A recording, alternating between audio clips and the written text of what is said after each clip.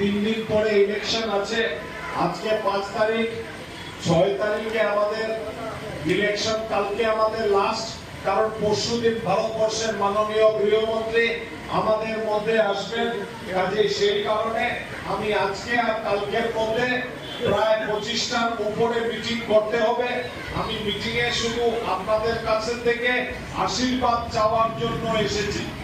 মঞ্চে উপস্থিত আছেন উদয় শঙ্কর গোস্বামী মহাশয়, আমাদের জেলার প্রাক্তন সভাপতি আর শিলচরের ইলেকশন ম্যানেজমেন্ট কমিটির চেয়ারম্যান।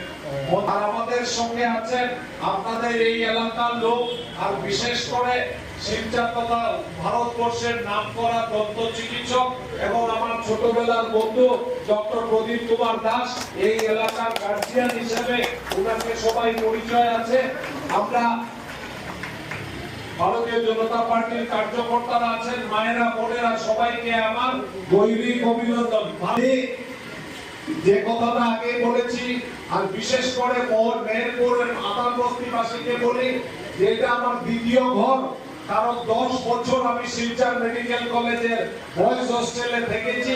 এই এলাকাকে আমার দ্বিতীয় ঘর হিসাবে আমি চিহ্নিত করি।